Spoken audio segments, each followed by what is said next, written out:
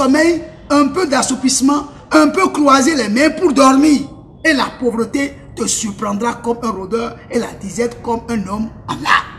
Les gens ne veulent pas travailler, mais ils veulent dormir. Ils veulent se reposer. Le repos, vous ne pouvez avoir le repos après le travail, après un travail harmonieux. L'antidote de la pauvreté, c'est le travail. Celui qui n'a pas travaillé n'a pas droit à un salaire. Dieu ne cautionne pas, une fois encore je vous le redis, Dieu ne cautionne pas la mendicité. Et pour que nous puissions combattre, il n'y a pas de médicament qu'on peut fabriquer. C'est que nous nous levons et que nous battons nous-mêmes. Que nous ayons une vision, nous ayons un but que nous poursuivons, pour lequel nous devons nous battre. Bien-aimés téléspectateurs, que le Seigneur vous bénisse. Nous allons ensemble, au travers de la parole de Dieu, dans le livre de Proverbes, chapitre 14, le verset 23, nous exhorter. Il est écrit: tout travail procure l'abondance, mais les paroles en l'air ne mènent qu'à la disette. Comme l'indique notre thème, la paresse, symptôme de la pauvreté,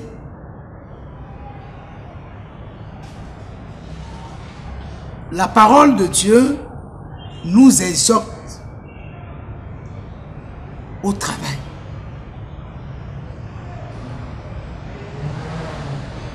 Et cette parole nous montre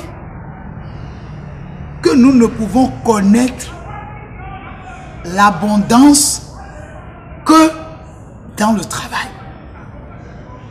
On dit tout travail procure l'abondance. Tout travail. Quel que soit le niveau où nous trouvons, quel que soit ce que nous faisons, si nous prenons ce passage, il n'y a pas de sot métier. Tout ce que vous faites,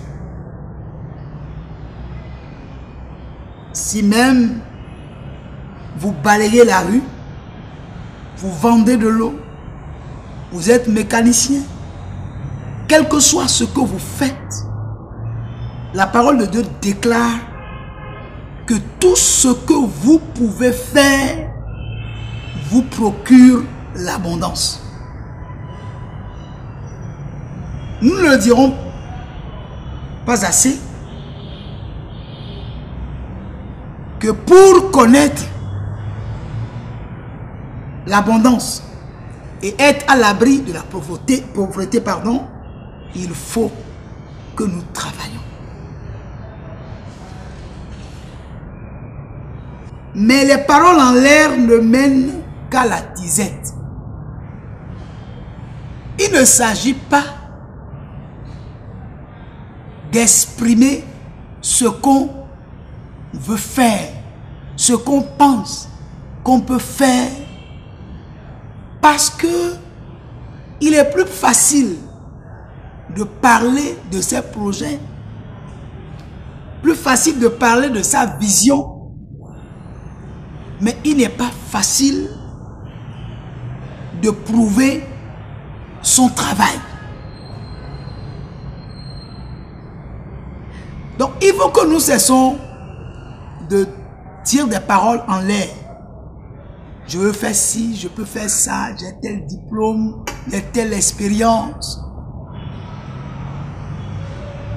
Il s'agit que tout ce que vous dites là, vous les mettez en application en faisant usage de vos mains pour que vos propos que vous tenez, vos désirs que vous exprimez puissent venir dans la réalité. Alors, il n'est pas question de dire non, si j'avais fait l'université, si j'avais tel diplôme, si mes parents m'avaient instruit un peu plus tôt, si j'étais issu d'une famille riche. Non. On peut être issu d'une famille pauvre et combattre la pauvreté et faire disparaître la pauvreté de sa vie et même de sa propre famille. Il suffit que nous décidons de travailler, de nous mettre à l'œuvre, de nous trouver quelque chose à faire, qu'on ait de diplôme ou pas. Nous n'encourageons pas à ce que les gens n'aient pas de diplôme, que les gens ne se fassent pas former. Mais nous voulons que, où que vous soyez, qui que vous soyez, que vous compreniez que il ne s'agit pas de chanter ce que l'on peut faire, mais il faut que l'on se mette à l'œuvre. Parce que c'est à l'œuvre qu'on reconnaît l'artisan. Chers téléspectateurs bien-aimés dans le Seigneur, comme je l'ai dit, il n'y a pas de médicament contre la paresse. Le meilleur médicament que nous pouvons véritablement inventer, encore que ce n'est pas un médicament que nous pouvons inventer parce que cela existe déjà.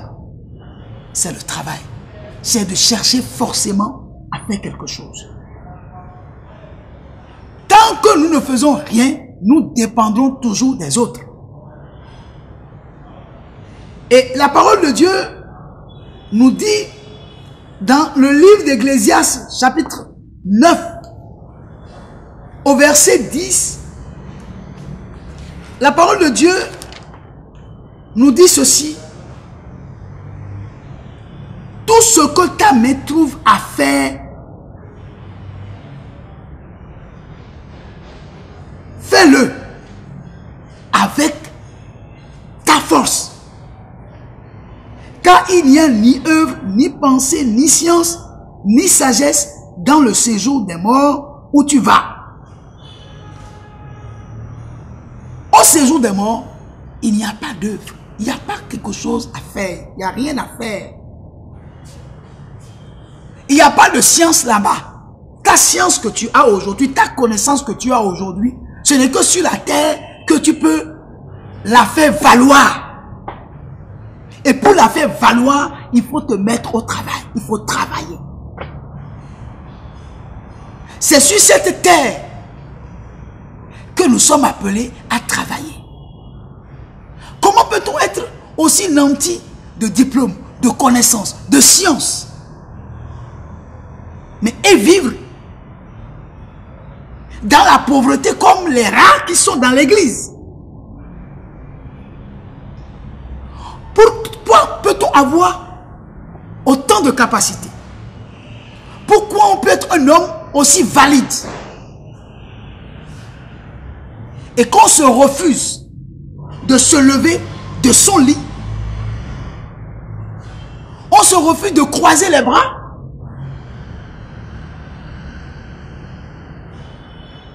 pour aller travailler, pour aller faire quelque chose.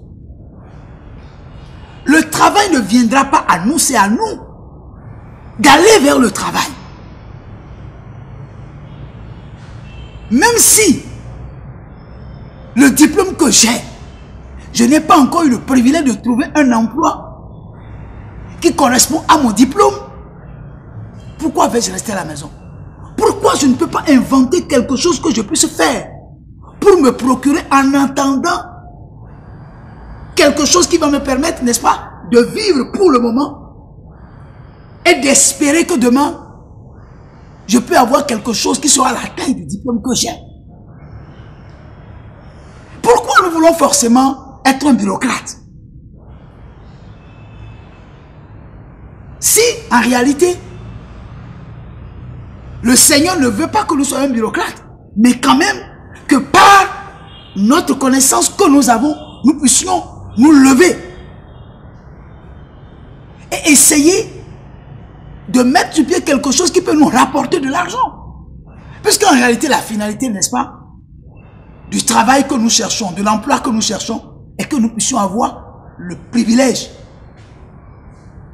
de nous vêtir, de nous loger, de nous déplacer.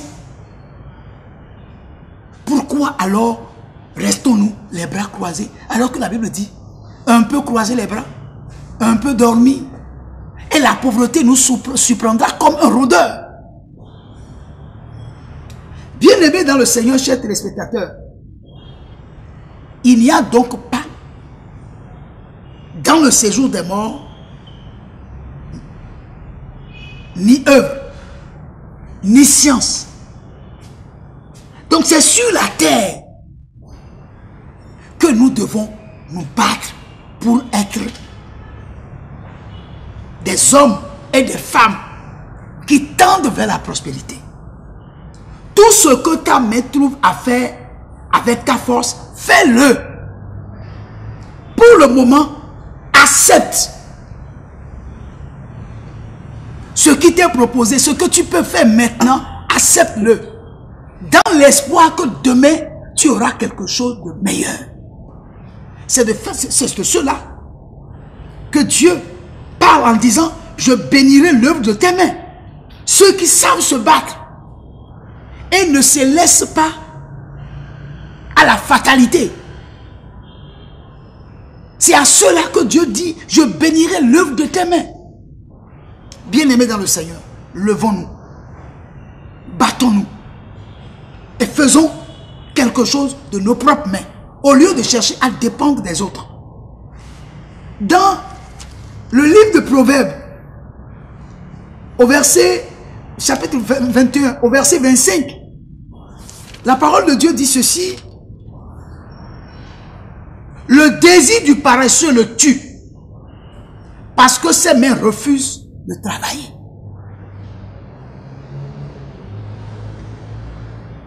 Le paresseux, quand vous l'écoutez, vous allez constater que c'est quelqu'un qui a beaucoup de désirs. C'est quelqu'un qui a de grandes ambitions. C'est quelqu'un qui veut paraître. Mais le problème, c'est que tout ce qu'il désire, selon ce que la Bible dit, le tue. Tout simplement parce que ses mains refusent de travailler. Ses mains refusent de travailler. C'est bon d'avoir des désirs, c'est bon d'avoir des ambitions. Mais il faut comprendre que pour que nos ambitions, nos désirs deviennent dans nos vies et dans notre entourage une réalité, nous devons travailler de nous-mêmes. Nous devons travailler de nous-mêmes. Bien-aimés dans le Seigneur, chers téléspectateurs, selon ce que l'apôtre Paul nous dit dans le livre d'Éphésiens, chapitre 4, au verset 28, l'apôtre Paul dit ceci: que celui qui dérobait ne dérobe plus, mais plutôt qu'il travaille en faisant de ses mains ce qui est bien, pour avoir de quoi donner à celui qui est dans le besoin. L'apôtre Paul est en train de parler à des gens qui sont venus dans le Seigneur, qui ont connu le Seigneur, qui ont donné leur vie au Seigneur, mais qui certainement, avant de connaître le Seigneur, étaient des voleurs, des gens qui dérobaient, qui vivaient aux dépens des biens des autres, qui dépendaient des autres, mais qui viennent maintenant de connaître le Seigneur. L'apôtre Paul est en train de les exhorter en leur disant que celui qui dérobait, maintenant qu'il est venu au Seigneur, qu'il ne dérobe plus.